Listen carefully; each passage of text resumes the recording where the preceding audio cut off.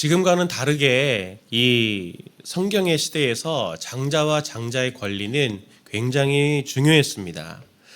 과거 우리나라의 문화에서도 이 장자 존중하는 그런 문화들이 있었잖아요. 그런데 그 우리나라의 장자의 문화의 이 책임은 뭐냐면 가문을 이어가는 그 무게가 굉장히 강했죠. 그렇다면 이 성경 시대, 특별히 유목 시대의 장자는 훨씬 더 비중이 있었습니다. 왜냐하면 의식주의 모든 바탕으로 한 이 생존과 이 장자가 실질적으로 연결되어 있었기 때문이에요. 당시 가정은 우리가 지금 생각하는 그런 이제 대가족 그 정도의 수준이 아니라 몇 대에 걸쳐서, 그리고 그들을 따르는, 그들을 섬기는 노예까지도 해서 수백 명이 함께 움직이는 작은, 혈연으로 묶인 작은 사회였습니다.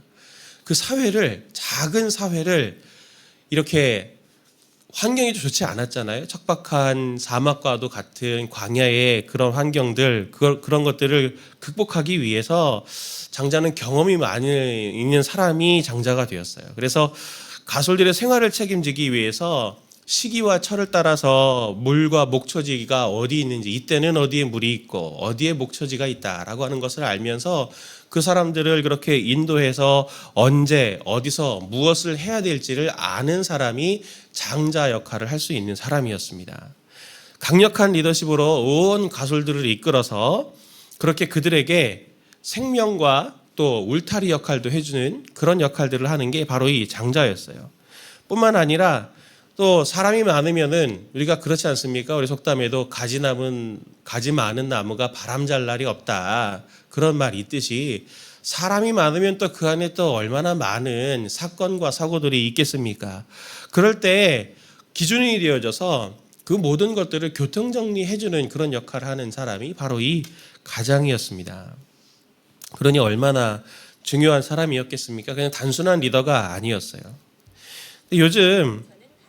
제가 요즘에 뉴스를 보거나 이 들리는 소식들을 보면은 우리 시대에도 이 장자가 필요하다라고 하는 것들을 뼈저리게 느끼게 됩니다.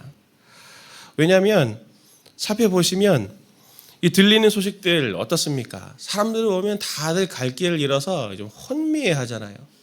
저만 하더라도, 제가 입시 이렇게 생각해 보면 저만 하더라도 제일 인기 있었던 학과가 뭐냐면, 저 때는 전자공학과. 요즘 그런 말 잘 안 쓰잖아요. 전자공학과 이런 말 잘 안 쓰죠. 요즘 뭐 컴퓨터공학, 이것도 뭐 굉장히 많은 분야들이 있는데, 좀 지나가 보니까 한때 전자공학과가 유행이었는데 또 언제 보니 이제는 또 그게 공무원이 돼 있더라고요.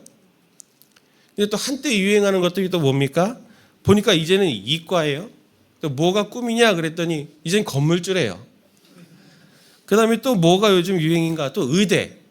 뭐 이런 식으로 자꾸 이 문화들이 바뀌어가죠. 사람들이 시대의 흐름을 따라서 다 이리로 우르르 몰려갔다가 또 저리로 우르르 몰려갔다가 그렇게 혼미한 시대를 살고 있습니다. 선택하면서도 늘 불안한 거예요. 문화 사회적으로는 또 어떤가요? 성도님들도 다 알고 계시듯이 날마다 해마다 새로운 게 나옵니다. 새로운 게. 제가 요즘 미디어를 보니까 참 두려운 게 뭐냐면, 그런 것들도 요즘에 이렇게 연구하고 있다 하는 걸 제가 봤는데, 뭐냐면 기술이 발달해 갖고 이 뇌의 기억을 이렇게 코드 이렇게 플러그 꽂아가지고 외장 장치에 기억을 저장하는 그런 기술도 지금 이제 뭐 연구를 하고 있다. 이런 걸 제가 보면서 이거 앞으로 어떻게 될 건가 생각이 들더라고요. 해마다 새로운 게 나오니까 이제 어른들의 그런 경험은 별로 쓸모가 없고, 왜냐하면 어른들이 애들한테 물어보거든요. 얘야, 계좌이체는 어떻게 하는 거냐? 이렇게 물어보잖아요. 그러니 어른들이라는 존재가 이제 설 자리가 점점 사라지는 것 같습니다. 모든 것이 상대적이고 모든 것이 빨리 바뀌고, 과거에 내가 알던 지식은 오늘의 의미가 별로 없어지고, 어디가 행복한 길이고 무엇을 선택해야 되고, 또 이런 상황에서 누가 나에게 도움을 줄 수 있을까 중심을 잡아주는 그런 사람들 찾기가 정말 어렵습니다. 그럴수록 더 어떻게 보면 이 장자 같은 사람들이 필요한 거죠. 오늘 말씀은 에서가 이 자기의 장자권을 이 야곱에게 이제 파는 유명한 이야기인데, 오늘 주님이 이 이야기들을 통해서 이 시대를, 혼미한 시대를 살아가는 우리들에게 주시는 메시지를 살펴보고 우리가 교훈을 받으려고 합니다. 에서 이야기를 통해서 주님께서 주시는 교훈을 두 가지를 생각해 보길 원하는데, 첫 번째는 뭐냐면 내가 장자다라고 하는 겁니다. 누가 장자라고요? 내가 장자입니다. 내가. 앞에 살펴보았듯이 장자는 한 시대를 맡아서 이 가족들에게는 울타리 역할이고 또 생명을 공급해주는 사람이기도 하고 가정의 중심을 잡아주는 기준의 역할들을 하는 사람이었습니다. 오늘 이 시대에 주님은 이 사명을 누구에게 맡기시기를 원하실까요? 이스라엘 역사에서 제일 혼미했던 시대가 언제냐면은 제일 유명했던 선지자가 이랬을 때입니다. 누군지 아시겠죠? 엘리야와 엘리사 때입니다. 하나님은 이 두 사람을 통해서 영적으로 사회적으로 굉장히 혼란한 이 이스라엘의 이 부패한 시대 속에서 사역하게 하셔서 이스라엘의 정체성을 지키게 하셨어요. 열왕기하 2장을 보면은 엘리야가 이제 자신이 죽음을 맞이하게 되었을 때 자신의 제자인 엘리사에게 너 원하는 게 있으면 나에게 구해라 라고 말할 때 유명한 것 구한 것을 우리가 알고 있지 않습니까? 엘리사가 구한 게 이거죠. 열왕기하 2장 9절 말씀 같이 함께 읽어봅니다. 건너매 엘리야가 엘리사에게 이르되 나를 내게서 데려감을 당하기 전에 내가 내게 어떻게 할지를 구하라. 엘리사가 이르되 당신의 성령이 하시는 역사가 갑절이나 내게 있게 하소서 하는지라. 아멘. 엘리사는 그의 스승에게 이 갑절의 영감, 성령이 하시는 역사가 갑절이나 내게 있게 하옵소서라고 하는 이것을 구했습니다. 그런데 신명기 21장을 보면 하나님이 장자에게는 유산을 2몫을 주시거든요. 2몫을 주라고 명령을 하셨어요. 지금 엘리사가 구하는 것은 단순히 그냥 성령 충만, 성령의 능력을 2배를 주십시오, 이것을 구하는 게 아니고 그가 구하는 것은 이 혼란한 시기에 선생님이 떠나시면 제가 장자가 되기를 원합니다. 그것을 구한 겁니다. 제가 장자가 되게 해 주십시오. 이 민족과 이 나라를 위해서 하나님 저를 한번 써주십시오. 이걸 지금 엘리사가 구한 겁니다. 우리도 이 혼란한 시대를 보면서 이 정신을 정말 바짝 차리고 오늘부터 기도해야 될 제목이 있다면 성도님들 뭐 하겠습니까? 사회를 봐도 가정을 봐도 다 혼란하잖아요. 선택해도 어떻게 해야 되나? 나는 자녀 교육을 어떻게 해야 되고 나는 진로를 어떻게 잡아야 되고 나는 도저히 어떻게 해야 될까라고 할 때 위축돼 가지고 우물쭈물하고 있는 그런 모습이 아니라 엘리사처럼 담대하게 하나님 저를 이 시대에 장자로 세워주십시오. 하나님 저를 한번 좀 크게 쓰셔서 제가 우리 가정에 장자 역할하기를 원합니다. 이 시대의 청년으로서 제가 정말 장자로 제가 쓰이기를 원합니다. 하는 이런 사모함과 간절한 꿈을 하나님 앞에 우리가 올려드리는 것은 정말 허무맹랑한 이야기겠습니까? 혼란하고 비윤리적이고 그리고 질서가 사라지고 사회 모든 기준들이 다 무너진 이 시대에서 정말 주님 제가 몸된 교회에 장자가 되기를 원합니다. 우리 가정에 장자가 되기를 원합니다. 우리 학교와 직장에 제가 정말 장자가 되기를 원합니다라고 하는 사모함이 오늘 이 새벽에 우리 모든 성도님들에게 충만하게 있기를 예수님의 이름으로 축원을 드립니다. 그것이 주님의 간절히 사모하는 마음인 거죠. 히브리서 12장 22절 24절을 보면 히브리서 저자가 이 천상교회의 모습을 묘사하면서 성도들을 어떻게 묘사하는지를 한번 보십시오. 같이 함께 봅니다.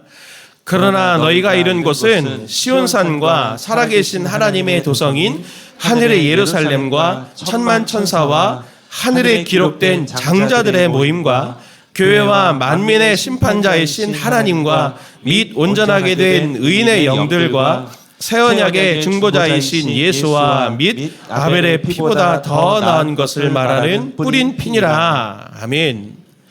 천상교회의 모습을 이야기하면서 하나님의 백성들의 모임을 뭐라고 말하냐면 장자들의 모임이다, 이렇게 말하고 있습니다. 장자들의 모임이다. 이게 뭘 말합니까? 히브리서는 하나님의 자녀가 된 사람들이라면 하나님께서 우리에게 맡겨주신 자리에 하나님이 우리를 장자로 부르셨다라고 하는 것을 말하고 있는 겁니다. 성도님들 보면 그런 분들 계시죠. 가족 안에 아무도 믿는 사람이 없어요. 목사님 너무 힘들고 외롭습니다. 그런 분들 계십니까? 이 자리에도 또 많이 계실 거예요. 직장과 학교 속에서 내가 그리스도인으로 내가 살아가는 거 고백하면 많이 피해 볼 것 같아서 제가 두렵습니다 말씀하시는 분들 혹시 있습니까? 생각하시는 분들 계세요? 성도님들 주신 삶의 자리에서 그리스도인인 내가 소수여서 부담스럽고 어려우신 분들 계십니까? 아무리 말씀으로 내가 양육하려고 하고 또 가르치려고 하고 생활하려고 몸부림을 쳐도 아무리 그렇게 당부를 해도 따르지 않는 식구들을 보면서 가슴 아파하고 지쳐 마음이 쓰러져 계시는 분들 혹시 계십니까? 하나님께서 나를 왜 이 상황 가운데 두셨을까? 한번 물어보셨습니까? 한번 물어보십시오. 저는 그런 분들을 뵈면은 그분들이 그런 기도 제목들을 나누시게 될 때 제가 꼭 이렇게 축복하고 또 그분들을 위해서 기도할 때 이렇게 기도합니다. 많이 얼마나 힘드십니까? 하면서 제가 격려하면서 근데 얼마나 참 귀한가요? 얼마나 참 귀한가요? 성도님이 거기에 계시기 때문에 혼자 거기에 홀로 계시기 때문에 그 애쓰심이 하나님이 성도님을 통해서 하나님의 은혜와 하나님의 사랑과 하나님의 구원을 그분들에게 하나님께서 흘려주시려고 하는 하나님의 뜻은 있는 게 아닐까요? 잘 그 자리를 버티고 승리하십시오. 제가 그렇게 기도하며 성도님이 거기 있다는 것이 하나님이 그 가족들에게 하나님이 그 사회에 그 직장에 하나님이 소망을 두고 계시다라고 하는 것을 말하는 증거가 되고 있는 겁니다. 힘내십시오. 제가 그렇게 당부 드리면서 하나님께 그렇게 기도해요. 하나님, 이 성도님이 그 삶의 자리, 하나님이 사회의 자리로 주신 그 삶의 자리를 믿음으로 잘 버텨낼 수 있도록 해주셔서 정말 이 성도님이 그 가정에 그 직장에 은혜의 물고가 될 수 있도록 하나님 꼭 써주시기를 바랍니다. 이분의 수고와 애씀이 헛되지 않도록 하나님 지켜주십시오. 제가 그렇게 그들을 위해서 기도합니다. 하나님이 모세를 이스라엘 백성을 구원하기 위해서 바로에게 보내실 때 하나님의 메시지를 전하게 하시죠. 이렇게 전하게 하십니다. 출애굽기 4장 22절. 너는 바로에게 이르기를 여호와의 말씀에 이스라엘은 내 아들 내 장자라. 이스라엘이 비록 바로의 노예로 있지만 하나님은 그들을 뭐라고 말씀하십니까? 내 장자다. 이렇게 부르셨습니다. 소중히 여기셨어요. 하나님은 오늘 영적인 이스라엘이 된 우리 성도님들 한 분 한 분을 성도님들의 신분과 처지와 상황이나 이런 것들을 보지 않으시고 너는 내 아들이다. 너는 내 장자다. 하나님께서 오늘 성도님들을 그렇게 부르시는 줄을 믿으시기를 바랍니다. 오늘 한번 따라해 볼까요? 나 스스로에게 이렇게 가슴에 손을 얹고 나는 장자다. 나는 장자다. 장자로서의 이 정체성을 회복하시는 성도님들 되시기를 간절히 소원합니다. 성도님들 한 사람 한 사람을 삶의 자리에서 그 성도님들의 삶을 지킬 울타리 역할을 하게 하시고 생명을 공급할 은혜의 통로로 하나님께서 성도님들을 삼으시고 혼란해서 정말 이리저리 휩쓸려 다니는 기준이 없어서 휩쓸려 다니는 이 시대 속에서 기준을 가진 학생이요, 기준을 가진 사장님이요, 기준을 가진 직장인이요, 기준을 가진 아빠 엄마로 하나님께서 우리를 그 자리에 세우셔서 하나님께서 질서를 잡게 하시는 하나님의 은혜의 통로로 성도님을 세우신 것을 꼭 믿으시기를 바랍니다. 그런데 문제는 뭐냐면 오늘 본문의 이 야곱의 형인 에서도 그렇지만 성경에 나오는 이 장자들이 첫째가 저도 첫째입니다. 문제가 많아요. 문제가 많아요. 오늘 이 첫 장자인 성경에 나오는 첫 장자 아시죠? 누굽니까? 가인, 동생을 돌로 쳐서 죽이지 않습니까? 오늘 본문에서는 부주의한 사람이어서 자신의 이 장자권을 팔았고 야곱의 아들인 르우벤은 입에 담기 어려운 폐륜을 저지르죠. 자기 아버지의 첩인 비라와 동침합니다. 엄청난 죄를 저질러요. 이 장자들이 매우 미숙하고 중요한 역할을 가졌음에도 계속 실수하는 모습들을 성경은 그려주고 있습니다. 잘 감당하지 못해요. 그들도 그랬는데 내가 잘 할 수 있을까? 그런 생각 드시죠? 들 수 있어요. 우리에게는 소망이 없어요. 우리는 어떻게 이 장자 역할을 감당할 수 있나요? 그래서 로마서 8장 29절 30절에 바울이 이렇게 말합니다. 같이 함께 로마서 8장 29절 30절 말씀을 봅니다. 하나님께서는 미리 아신 사람들을 택하셔서 자기 아들의 형상 같은 모습을 되도록 미리 정하셨으니 이것은 그 아들이 많은 형제 가운데서 맏아들이 되게 하시려는 것입니다. 그리하여 하나님께서는 이미 정하신 사람들을 부르시고 또한 부르신 사람들을 의롭게 하시고 의롭게 하신 사람들을 또한 영화롭게 하셨습니다. 아멘. 무슨 말입니까?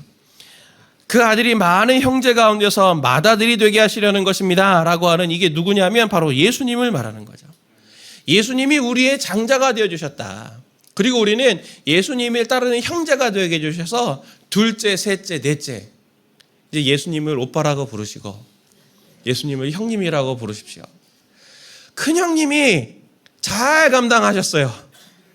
큰형님이 맏아들 역할 잘 하셨습니다. 그러면 어떻게 하면 됩니까? 우리가 장자로 그 역할 잘 하려면 그분을 따르기만 하면 되죠. 그래서 오늘 그분을 따를 수 있도록 미리 정하시고 부르시고 의롭게 하시고 의로운 사람들을 또한 영화롭게 하신다. 점점 예수를 닮게 하신다라고 하는 은총이 우리에게 부어진다라고 하는 것을 지금 하나님이 약속으로 우리에게 주신 겁니다. 성도님들, 장자 역할 하는 거 일부러 장자 역할을 하시려고 할 필요가 없어요. 사실은 장자 역할을 잘하는 법은 아주 단순합니다. 신앙생활의 원리는 아주 단순해요. 뭐냐면 장자로 부르신 나의 정체성을 잊지 않고 우리의 장자이신 예수님을 닮기만 하면 되는 거예요. 그래서 예수님을 닮는다고 하는 것이 얼마나 중요한가라고 하는 것을 새삼스럽게 다시 한번 우리가 되새기게 되는 거죠. 지금처럼 성도님들이 더욱 삶의 자리에서 예수님을 닮겠다 결단하고 예수님을 닮은 자로 내가 그 자리에 서 있겠다, 삶의 자리에 서 있겠다, 그것만 감당할 수 있다면 성도님들은 장자 역할 잘 감당하고 계신 겁니다. 이 특세 기간을 지나면서 삶의 자리에서 우리 성도님들이 이 장자가 되고자 하는 사모함, 그리고 내가 더 예수님을 닮아서 장자다운 삶을 살기를 원합니다라고 하는 사모함이 커져가시는 저와 우리 성도님들 되시기를 간절히 원합니다. 두 번째로 에서 이야기를 통해서 얻는 교훈은 무엇이냐면 장자 역할을 잘 감당하기 위해서 우리에게는 에서에게 있는 이 가벼움을 경계하자라고 하는 것을 우리가 볼 수 있어야 합니다. 오늘 말씀을 보면 이 장자인 에서가 이 장자의 명분을 결정적으로 잃어버리게 된 이유를 이렇게 평가하잖아요. 34절 말씀. 야곱이 떡과 팥죽을 에서에게 주매 에서가 먹고 마시며 일어나 갔으니 에서가 장자의 명분을 가볍게 여김이었더라. 에서의 이 가벼운 행동을 아주 단순하게 먹고 마시고 일어나서 갔다라고 하면서 아주 물리적인 짧은 행동들로 단순하게 딱딱딱딱 이렇게 설명하고 있어요. 오늘 여기서 팥죽 이랬지만 원래 렌틸콩 죽을 말합니다. 렌틸콩. 우리 잘 아시죠? 조그마한 렌틸콩. 그 한 그릇에 장자의 명분을 팔았는데 제가 아무리 생각해도 내가 에서라고 생각하면 아무리 배가 고파서 이 장자의 명분을 이 한 그릇에 팔 것 같지는 않아요. 사실 에서는 장자권을 가볍게 여긴 게 아니고 그에게 있는 가벼움이 장자권을 팔게 만든 거죠. 에서에게 있는 가벼움을 조금 더 살펴보면 두 가지로 살펴볼 수 있습니다. 에서에게 있는 가벼움이 첫 번째로 뭐냐면 자신의 일상을 가볍게 여기는 겁니다. 27절에서 에서를 묘사하는 것처럼 에서는 어떤 사람입니까? 익숙한 사냥꾼으로 묘사를 합니다. 근데 익숙한 사냥꾼을 원문으로 직역하면 사냥을 잘하는 사람이다라는 말이거든요. 근데 잘 안다. 이것은 이 충분한 경험을 가지고 있다라는 뜻입니다. 오늘 본문에서 에서가 왜 장자의 명분을 파는 과정을 아주 묘사를 하고 있는데 29절부터 30절 말씀을 같이 함께 우리 다시 한번 읽어볼게요. 야곱이 죽을 쑤었더니 에서가 들에서 돌아와서 심히 피곤하여 야곱에게 이르되 내가 피곤하니 그 붉은 것을 내게 먹게 하라 한지라. 그러므로 에서의 별명은 에돔이더라. 에서가 이르되 내가 죽게 되었으니 이 장자의 명분이 내게 무엇이 유익하리요. 아멘. 에서는 사냥에서 돌아와서 심히 피곤해서 자신이 죽게 됐다 말하면서 그 붉은 죽을 내게 달라 하면서 장자권을 팝니다. 성도님들 중에 캠핑이나 산행 이런 거 좋아하시는 분들 계시죠? 가보신 분도 계시고요. 그렇죠? 그것들을 특히 잘하고 좋아하는 분들, 일명 거의 이 준 전문가구나 하는 분들 있습니다. 꼭 가보면. 근데 그런 분들 보면은 공통점이 있어요. 산행이나 캠핑을 하다가 뭐가 필요한 게 있잖아요. 근데 이거 있을까? 해가지고 물어보면 있어요. 갖고 있어요, 그걸. 어떻게 이런 것까지 갖고 있지? 할 만큼 갖고 있어요. 왜 갖고 있나요? 그거를. 그 사람들은 캠핑이나 산행을 잘 아는 거죠. 가끔씩 쓰는 거지만 그래서 이거 없으면 되게 불편해 하는 것들을 알고 있기 때문에 캠핑과 산행의 이런 상황들을 잘 알고 있기 때문에 잘 준비를 하는 사람들이 전문가들이에요. 에서를 보십시오. 에서 사냥을 잘한다고 그랬는데 피곤할 수 있습니다. 사냥하다 보면 피곤할 수 있죠. 근데 죽을 만큼 위기가 되는 상황으로 가는 것은 사냥을 잘하는 사람들이 아니에요. 준비를 안 했다는 뜻이니까요. 잘한다고 할 수가 없어요. 반면에 야곱은 어떤 사람으로 설명을 합니까? 조용한 사람으로 묘사를 하는데 조용한이라고 하는 이 뜻이 탐이라고 하는 히브리 단어를 쓰는데 이게 온전하다, 충실하다, 그리고 주도 면밀하다, 사려 깊다 이런 뜻을 가졌습니다. 야곱은 사려 깊음에서 나오는 주도 면밀함이 있는 사람이에요. 야곱이 장자의 명분을 사는 과정을 한번 또 볼까요? 에서가 사냥에서 돌아와서 피곤할 때 야곱이 이렇게 말합니다. 30절부터 32절. 야곱에게 이르되 내가 피곤하니 그 붉은 것을 내게 먹게 하라 한지라. 그러므로 에서의 별명은 에돔이더라. 야곱이 이르되 형의 장자의 명분을 오늘 내게 팔라. 에서가 이르되 내가 죽게 되었으니 이 장자의 명분이 내게 무엇이 유익하리요. 에서가 붉은 죽을 달라고 할 때 야곱 그냥 한 그릇 줄 수 있어요. 한 그릇 줄 수 있습니다. 그런데 31절에서 갑자기 뜬금없이 형의 장자의 명분을 내게 주시오. 딱 이렇게 얘기했다고 생각해 보십시오. 엄청난 요구잖아요. 말도 안 되는 요구잖아요. 누가 그거 거래하겠습니까? 그런데 그걸 거래 조건으로 내밀었단 말이죠. 왜요? 그리고 에서는 그걸 덥석 수락을 합니다. 야곱은 에서를 주도 면밀하게 봐왔던 거예요. 그의 약점, 그의 가벼움, 그의 삶의 패턴 이런 것들을 봤기 때문에 내가 이 타이밍을 노려서 이거를 얻을 수 있겠다라고 하는 것들을 다 기회로 삼아서 장자의 명분을 얻어낸 거죠. 에서에게는 일상의 부주의함이 있었습니다.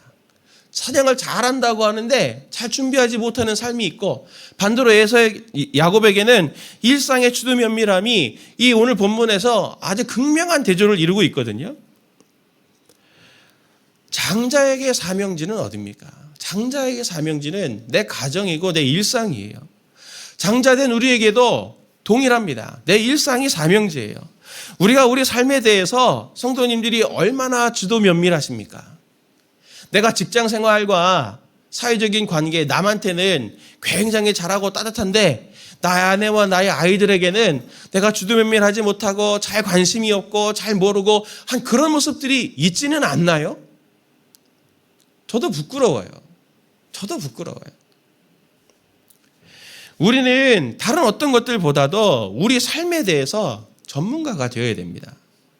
전문가가 되려면 야곱처럼 자신의 삶을 잘 관찰하고 분석하고 파악해서 그 대상들을 알아야 되는 거예요. 그래서 안에서의 갈등과 밖에서의 공격의 위험에서 그래야 가솔들을 지킬 수 있는 거죠. 역대하 16장 9절을 보면 하나님을 이렇게 묘사합니다. 세번역으로 보니까 주님께서는 그 눈으로 온 땅을 두루 살피셔서 전심전력으로 주님께 매달리는 이들을 힘있게 해주십니다. 간절한 상황에 있는 사람들을 하나님께서는 주도 면밀하게 보셔서 그들을 어떻게든 도우려고 하신다라고 주님도 그렇게 말씀하시네요. 하나님도 왕이셔서 이 땅을 두루 살피십니다. 야곱이 도덕적으로 썩 옳지는 않지만 그가 장자가 된 것은 그에게 있는 그 주도 면밀함이 장자에게 가지고 있는 좋은 미덕이기 때문이에요. 우리도 매번 반복되고 똑같은 일상이지만 일상의 장자가 돼서 두루 내 삶을 살필 수 있어야 됩니다. 그 성도님들이 하나님께서 주신 삶의 자리에서 전문가가 되시고 그 일의 전문가가 되시고 함께하는 사람들의 전문가가 되셔서 살림의 전문가, 양육의 전문가, 사업의 전문가, 직장생활의 전문가, 공부의 전문가 되시려고 하십시오. 그게 하나님께서 장자로서의 충성한 사람의 모습일 겁니다. 둘째로 에서에게 있는 가벼움은 무엇이냐면 오늘만 보는 삶입니다. 오늘만 보는 삶. 우리는 내가 가지고 있는 것들은 당연하고 작게 여기면서 내가 갖고 있지 못한 그런 것들은 굉장히 크게 다른 사람들이 갖고 있는 것을 크게 보는 경향이 있습니다. 팥죽 정도는 그냥 줄 수 있을 것 같은데도 동생이 31절처럼 형의 장자의 명분 오늘 내게 팔라라고 그렇게 말할 때 야곱이 에서가 그 한마디 말로 장자권을 그렇게 팔린다라고 생각할 수 있었다면 그 가치 있는 걸 그렇게 쉽게 내줄 수 있었을까요? 그에게는 계산이 분명히 있었을 거예요. 계산이 분명히 있어요. 에서는 바보 같은 사람이 아니에요. 에서도 계산하는 사람입니다. 내가 팥죽 한 그릇의 장자권을 판다고 지금 내가 이렇게 말해도 이거 안 넘어가. 왜요? 축복을 누가 해줘요? 아버지가 해주는 거지. 나에게는 아버지가 있잖아. 그리고 아버지는 누굴 좋아해요? 나를 좋아하시잖아. 야곱보단 나를 훨씬 좋아하시. 그러니 절대로 이 장자권은 내가 여기서 판다고 안 넘어간다. 이 생각이 분명히 있었을 거예요. 그리고 또 하나의 계산이 있습니다. 오늘 32절 말씀 보면 에서가 이렇게 말하죠. 에서가 이르되 내가 죽게 되었으니 이 장자의 명분이 내게 무엇이 유익하리요? 나름대로 충분히 계산했다고 하면서 내가 지금 죽으면 장자권이 무슨 소용이야. 계산을 해요. 이렇게 하면서 나한테 지금 장자권보다 더 필요한 게 이 죽 한 그릇이야. 그 계산 속에서 이렇게 나온 거죠. 그의 계산에는 자신이 가지고 있는 것에 대한 가치는 얼마나 가볍게 여기고 내가 가지지 못한 피곤함과 배고픔, 내 일상 이런 것들이 더 컸기 때문에 방심이 일어나서 오늘 이 장자권을 팝니다. 그런데 놀라운 것은 무엇이냐면 에서의 이 부주의함은 야곱에게도 동일하게 나타납니다. 창세기 34장을 보면 야곱이 형과 이제 돌아와서 화해를 하고 가솔들을 데리고 베델로 이제 올라가는 과정에 세겜에 이르게 됩니다. 세겜에서 이제 큰 환란을 겪죠. 거기에 세겜의 아들인 하솔이 이 야곱의 딸인 이 디나를 성추행하는 일을 일으킵니다. 그때 야곱이 여러 이유가 있지만 아무 일도 안 해요. 자기 딸이 굉장히 불명예스러운 일들을 당하고 수치스러운 일들을 당했는데도 야곱은 가만히 있습니다. 오히려 누가 나서냐면 이 디나의 오빠인 시므온과 레위가 오히려 막 분개하면서 가만히 있지 않죠. 야곱이 왜 거기서 가만히 있냐면 거기서 복수하는 행동을 했다가는 이제 그 하솔과 그 집안에 있는 모든 사람들이 다 우리를 공격해서 우리 집안이 싹 다 망할 거야. 싹 다 망할 거야. 이런 위기감이 있었기 때문이에요. 그런데 그렇게 가만히 있었던 그의 행동이 어떤 결과를 일으킵니까? 시므온과 레위가 계략을 내서 하솔 집안에 있는 모든 사람들을 싹 다 죽이게 되죠. 그래서 그것이 결국 야곱에게 더 큰 위기로 돌아오는 것을 보게 됩니다. 야곱의 이 오늘만 생각하는 이 행동, 오늘만 생각하는 이 행동이 큰 화를 불러오게 되는 거죠. 에서도 야곱도 똑같습니다. 그들에게 있는 가벼움, 우리도 빠지기 쉬운 가벼움, 오늘만 생각하는 거죠. 하나님께서 오늘 내게 주신 장자의 사명이 어떤 것인가라고 하는 이 무게감, 이것들은 가볍게 여기고 오늘 내가 무엇을 소중하게 여기고 있나라고 하는 것들을 오늘 성도님들이 한 번 이 기도의 자리에서 점검하시기를 바랍니다. 돈 많이 버는 것도 중요하고 내가 명예롭게 되는 것도 중요하고 이런 것도 중요하고 저런 것도 중요하고 이것도 중요하지만 그것이 오늘만 보고 구하는 것이라면 오늘 우리가 하나님 앞에서 다시 한번 점검을 해야 되는 지점들이 있는 거죠. 오늘 에서와 야곱에게서 볼 수 있는 교훈, 그들의 가벼움은 무엇입니까? 오늘만 생각할 때 사려 깊지 못한 행동이 나온다라고 하는 것입니다. 하나님이 오늘 성도님들에게 주신 그것들은 내 것이 아니에요. 하나님이 주신 일상들은 내 것이 아니고 하나님께서 주신 매우 소중하고 중요한 것들입니다. 그것은 오늘을 위해서 주신 것이 아니고 오늘부터 시작해서 영원까지 이어진 하나님의 소중한 가치들이 있어서 하나님께서 맡기신 것이라면 그 일상의 비중과 그 영혼에 대한 관점을 놓치지 마시고 오늘 삶의 자리에서 그것들을 소중히 지켜가며 한 걸음 한 걸음 무게감 있는 걸음들을 걸어 나아가는 저와 성도님들 되시기를 간절히 바랍니다. 그것을 가볍게 여기면 반드시 에서처럼 야곱처럼 후회로 돌아올 거예요. 오늘 이 말씀을 우리가 생각하면서 장자로 세우신 나의 자리를 하나님 앞에 이 시간 위탁드리면서 기도의 자리에 나아가는 이 시간 되기를 간절히 바랍니다.